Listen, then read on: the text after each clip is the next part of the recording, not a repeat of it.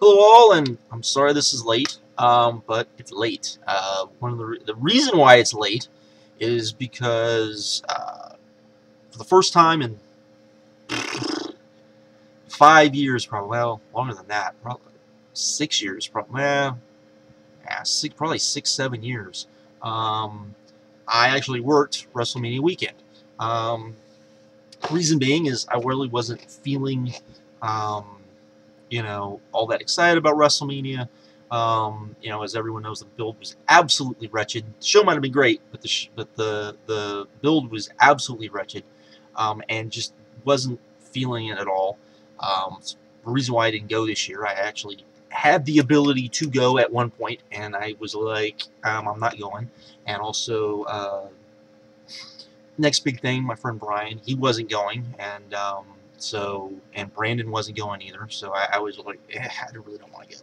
So I didn't go, and I will definitely go next year. I'd already made plans for that, but yeah. So I actually worked all weekend. I actually worked Sunday.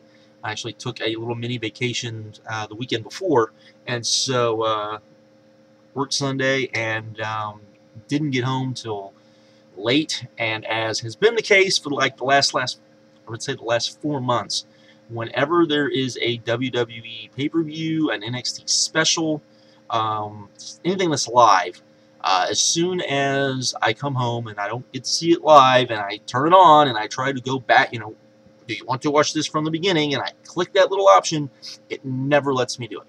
And so I didn't get to actually watch WrestleMania until about 10 o'clock my time, which means I didn't finish it till late last night.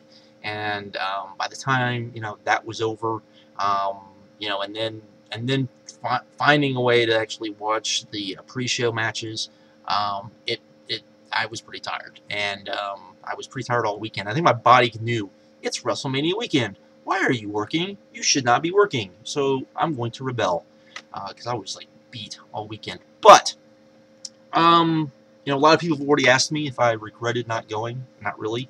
A lot of people have called this the greatest WrestleMania of all time. Don't even think it's close. I think that 17 and 19 far exceed this, and you can probably throw another 3 or 4 that are better than this. I think you could argue that last year's was better than this, depending on what you liked and didn't like. But if I regret anything over the weekend, it was actually that this was the first weekend in forever, since at least I've been going.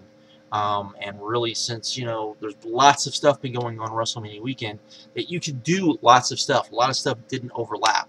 All of the wrestling, World Wrestling Network shows, basically the game shows, didn't overlap with other stuff, so you could actually make some choices. I probably would have seen lots of wrestling because of that. I'm not sure exactly how everything worked, but I definitely would have seen, I know, 2 of the Evolve shows, the Ring of Honor show, probably would have seen the second half of the NXT show, would have definitely gone to the WrestleCon show, WrestleMania, definitely done the Raw after WrestleMania, which I've never done, which that would have been cool to do, and all of that. So, and plus whatever else I'd have been able to kind of throw in there. So it would have, that's probably my one regret, per se, of not going, because, the build was so wretched, and I was just not feeling excited for it. So, that would have probably been about it. So, yeah. But yeah, the show itself was the show, I would say. I mean, I think that, even all weekend, just listening to people talk about even the shows that weren't WrestleMania that were there. I've only seen Evolve 39 at this point. I'm going to probably watch Evolve 40, the Mercury Rising show, and the Supercard of Honor show come Wednesday. Or Thursday, probably Thursday. That'll be the first day I'll be able to actually watch a bunch of stuff. So that would be it. I have seen the Road to Invasion Attack show. That was a pretty good show. But yeah, I mean that's been pretty much it. And like I said, the build for this show was not very good. But I think that, you know, people seemed shocked at how good the show was. But, you know, I mean, I'm coming late to the party. I know this, but I think if you really looked at the card, you knew the ladder match was probably going to be good. You knew that, you know, we already saw that Rusev versus Cena could be great. You saw that, you know, to me, Randy Orton and Seth Rollins, just even just never seeing them wrestle before, I think they are. Seth Rollins is the type of guy that Randy Orton always has great, fun matches with, so I didn't see any problem there. I really wondered about the main event as far as how good wrestling-wise it would be, because, you know, we saw what, you know, when Brock had to carry Undertaker last year, how dreadful that was. I wasn't the biggest fan of the Triple H matches, and so didn't have high hopes for that match. Bray versus Undertaker, didn't have high hopes for that match. Sting versus Triple H, really didn't have high hopes for that match. Didn't have high hopes for the Divas match, and there was just not a lot going into it. So you had all of that as well. But you know, and even, you know, but, you know, like I said, the show itself was great. It was a long show. I mean, this was a long show. I think, what, it was 5 hours of wrestling. If you include the pre-show, it was 6 hours. I really think that, you know, one thing I think the WWE Network should really do is, I think it was WrestleMania 17 they did this, but if you ordered WrestleMania, you got like an all-day history of WrestleMania that I don't think they've ever. I think they've released a condensed version on DVD, and I think a condensed version came with the WrestleMania 17 DVD. I remember right, if it was that show, but I think they should always just kind of do that every year, like a 4-hour, just, you know, history of WrestleMania. Good production values type of thing. I think that would be really good, but that's just me, and I don't know why you would do a pre-show that only is going to air on the network anyways, but that's another point for who knows what. But we did get, you know, you got the four-way tag title match, which thought was really good. Some people thought it was great. I didn't think it was great. I thought it was really good. Had fun with it, which is what you want. It was a nice little opener, I guess, for the show, at least for as people were showing up for the show. You had the Andre the Giant Battle Royal, which, you know, I wish this would be used to make somebody. Instead, you had Big Show win. Really, Sandow should have won this, or Mizdow should have won this.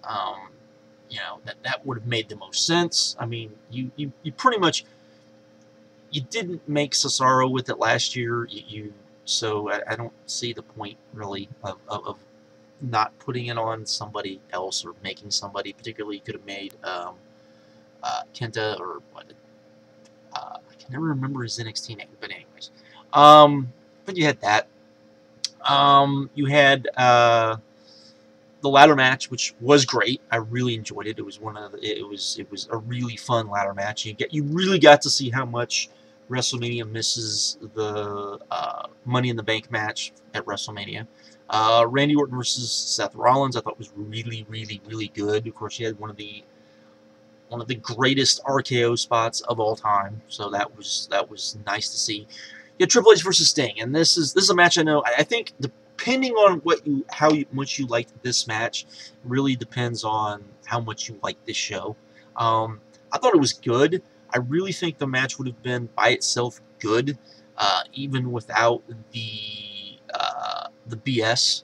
Really, I think you could even. I think you could have even come up with a way for Sting to do the dive to the outside with just the authority and not bring out, you know, DX and the NWO and turn it into, you know, WWE versus WCW and all of that crap. I wasn't really big with Triple H going over, but and I'm still not really big, but I get it if they're going to do Rock versus Triple H at WrestleMania. I mean, it kind of makes sense. But if you're doing Sting versus Undertaker at WrestleMania, again, I mean, you know, whatever. But yeah, the nostalgia stuff really didn't do much for me. None of it did, because I guess in my mind I'm like, none of this makes any sense, because you've got the NWO with Hall and Nash, and everybody knows that Hall and Nash is buddies with Triple H, and you know, just you had X-Pac, and it was just the BS part of it. While it worked, and I'm not saying it was horrible and didn't ruin the match, it just didn't make me ooh and gush as much as I think it made other people. So there you go. Then you had AJ Lee and Paige taking on the Bella Twins. I thought this was okay. They gave it time, which was good, and I think it's just going to take. It's going to take a while for, I think, if they gave the match on Raw tonight time as well, and eventually the crowd finally stopped being jackasses and finally got into it. But I think it's just going to take time. You're going to take time to retrain the audience as far as this stuff goes. So as far as the Diva matches go, so you had that. Well, I should also talk about the fact that I guess the first really big entrance we had was Sting's, which was a Great Muta entrance, and it felt kind of weird to me as a Great Muta fan and someone that saw the Sting Great Muta feud. It just felt kind of odd. Then you had the Triple H entrance, which was the Terminator entrance, which I thought came off kind of not good at all. I thought it came off really maybe the worst entrance out of the special entrances that we saw. Myself, I heard live at this show, it came off really awesome, but on TV it just, I don't know. So there was that. But, and I bring that up because then you had John Cena versus Rusev, and Rusev had an awesome entrance. He probably had the best entrance of the show. Came out with a tank, and he had soldiers, and it was just great, and they did a really good, I thought, video package for John Cena. The match was not as good as the Fastlane match, I think only because it ended kind of just out of nowhere. It was just like, hey, and it's over. After, John Cena had, gotten out of the accolade, and, all sorts of other stuff, and it was just kind of like there, and it worked, but it was, eh. Then we had a segment which everyone loved, and I'm not saying it wasn't a great segment because it was, but this segment went on for so long. I believe this was the longest thing time-wise on the entire show. Basically, they had Stephanie McMahon and Triple H, after he'd won, come out and announce the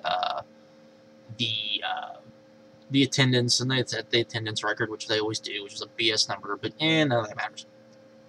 And they went off on the fans. So The Rock came out because he was there and confronted them. And of course, Stephanie tried to browbeat The Rock like she does everybody. And I believe she slapped him, and she said, "You're gonna hit a woman, Rock?" And he said no, and he got out and he walked around. And Ronda Rousey was sitting right there, and they had already shown that she was there. And The Rock walked over to her, and the crowd was smart enough, because this was a smart crowd. Started chanting, Ronda Rousey's house, and this was Ronda's house, and all this sorts of stuff. So she comes in, and she confronts Stephanie McMahon, and it looks like they're setting up some sort of match for next year. Maybe 2 matches, or a tag match, or whatever. And it was really good, and it was awesome to see. And if you know anything about Ronda Rousey, she's a huge wrestling fan. That's where the whole, 4 horsewomen thing came from anyways. And it was a really good segment. I just felt like it went on for way too long. It was like a long Raw segment that didn't need to go that long, but that was my only gripe. Not that it wasn't great, that was just my only gripe. You had Undertaker versus Bray Wyatt, which I thought was okay. I'm not going to say it exceeded expectations, but it was okay. They went out there and had an okay match. Their entrances were, Undertaker's was kind of like, was that it? And Bray Wyatt's was kind of cool. He had scarecrows that followed him down. It was kind of neat. I think both of their entrances really suffered from the fact that it was still daylight. So you had that. Then you had Brock Lesnar versus Roman Reigns, and this was great, I thought. They told a really great story where Brock Lesnar came out and just destroyed Roman Reigns, and Roman Reigns just would not quit. This wasn't like Cena not quitting. This was, Roman Reigns laughing and being like, "Is that all you've got?" And he punched Brock and stiffed Brock, and Brock was bleeding and all of that sort of thing. And so you had blood involved too, and it was just, you kept suplexing him, suplexing him, and you had the, Suplex City bitch line, which was great, and all of that. And then, of course, Seth Rollins came in, cashed in his check, or his Money in the Bank briefcase, won, turned it into a three-way, won. Brock Lesnar was never pinned. Roman Reigns didn't win. Seth Rollins did, so the crowd went crazy for it. It was beautifully booked. I thought most of the show, with the Sting stuff kind of bugged me, but I thought most of the show was booked really well. Big Show winning the Battle Royal was stupid. And like I said, the Triple H thing bugged me, but it wasn't like once I realized what they were doing, it didn't bug me quite as much, but still it was eh. And so you had really good stuff, which of course set up Raw, where Brock got indefinitely suspended, so they can explain why he's going to be gone for a while. They set up Roman Reigns and Seth Rollins, which it's funny because throughout the whole show, the crowd was really into pretty much everything. And then you got to the main event, which had Big Show, Kane, Seth Rollins, Randy Orton, which is never a huge, which always has, he always has issues. The Raw after WrestleMania, Ryback, which that was kind of weird to be in a main event, and then Roman Reigns, who the fans just hated. And this was the match. They really, the Divas match, they kind of were going a little nutty as far as chanting stuff. But this match, they just stopped caring. They didn't give a shit, and so they did their own thing. And it was kind of sucked because really this Raw was really good. It went really fast because there was lots of really long matches. You had an 8-man, a 6-man. You had a couple of singles matches that went long. I mean, it's more of how Raw should be, I would say. I mean, and maybe they feel like they can't do that in front of an average crowd, and they can do it in front of this crowd. So, and they feel like they have to do it in front of this crowd, or the crowd is just gonna turn on the show. But you had all of that. So when you had they had the Divas match, which, like I said, they were kind of jackasses, but then they got to by the end of it, they kind of saved it. You had Daniel Bryan. I forgot to even talk about the ladder match, and that Daniel Bryan won. That was cool. That got a really good pop, and hopefully maybe down the line we can get Daniel Bryan and John Cena unifying the titles. That would be really good. Give them both something to do. So there was that. Do I have any faith after all of this, after the fact that we had a great WrestleMania and we had a great, Raw after WrestleMania, which is usually the case, that, things are going to get better? Maybe. Maybe not. You've got the whole thing that they announced, some network stuff that they were planning on doing the NXT specials monthly, which I think is a mistake. Just the whole thing they're turning NXT into, in my opinion, is a mistake, because for those of you not aware, basically what NXT is turning into is what Shane McMahon envisioned, his vision of what ECW should have been back in 2001, 2002, that era, where it would have been a internet show, which you could have done at the time. And you would have and it would have been kind of a feeder system into the main roster, into WWE, into Raw and SmackDown from OVW, which is what it went: OVW, FCW, NXT. It would not replace OVW, which the thing is NXT is kind of replaced. It is still the developmental system, and they're going around and they're hiring all these top indie talents, which is fine. I mean, it makes for great shows, and if you saw any footage from the NXT show, it looked like the crowd was crazy, and Vince McMahon looked like he was impressed, and all of that sort of stuff. And it looks like they're going to tour, and they want to do monthly shows, which is fine, except the guys who really need NXT, the developmental guys, the guys that, you know, the collegiate wrestlers that you're signing, the, you know, college football guys or the ex-NFL guys that you're signing, that you're bringing in, you're trying to train wrestling, which you need those guys. I mean, I'll be the first. You need those guys. Those guys aren't going to go the moose route in Ring of Honor and go run around the indies and learn how to wrestle. They're just not, because they're not going to make enough money doing that. You're going to have to pay them money. You're going to have to pay them to learn how to wrestle, and go from there. And if you bring in a bunch of guys that have wrestled for 10 to 15 years, or, you know, 6 years, and are some of the best talent in the world, you know, that's not necessarily good for a bunch of guys that are just learning. I told Next Big Thing Brian this, and I think this is a really good statement. Could you imagine if, when Randy Orton and Batista and Cena were all in OVW, if the WWE also had brought in Christopher Daniels, Reckless Youth, Mike Quackenbush, Daniel Bryan, Samoa Joe, CM Punk, all of those guys to compete with these guys, would they have gotten frustrated? Would they have been like, hey, you know, would they have gotten to the point of, you know, these guys are so much better, and gotten frustrated, and would it have hurt them long? That's the type of thing you have to look at, I think. And that's kind of my issue with kind of where NXT is going. And if they want to turn NXT into that, they're going to have to pay. I've had discussions with people on this. I don't think people really realize how much guys are getting paid in NXT.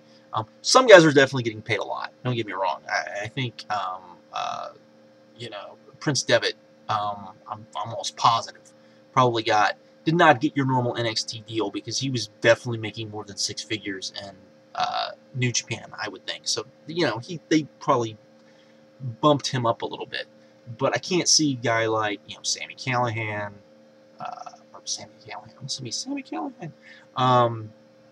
Sammy or Owens, or you know, any of the other like kind of indie star guys really getting paid a lot of money.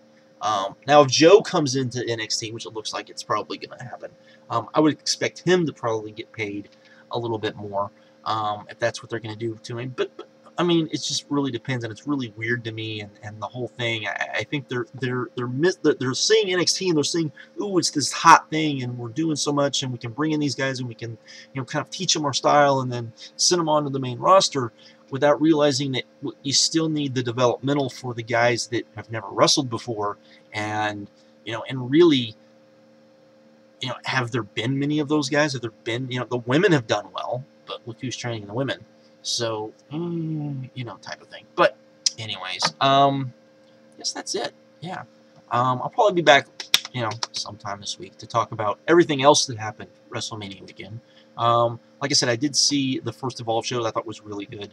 I did see the Road to New Japan show, or the Road to Invasion Attack, which is next week and not this week, which it usually is, you know, the same weekend, which was a good show. I'm not going to say it's a really good show, but it was a good show. I heard really good things about the other Evolve show. I heard really good things about, or I heard things about Mercury Rising. Of course, won't get to see the WrestleCon show, which I heard was fun, and you know, hopefully, Ring of Honor puts up their show, and I can see that too. So, but we'll see. But anyways, that's it. I'm out of here. WrestleMania was really good. Do I think it's going to change where WWE is going? Ask me in another 3 months, and we'll see. Because not really. The main event for Raw said a lot to me. So, but we'll see. I'm out. Have a good one. Later.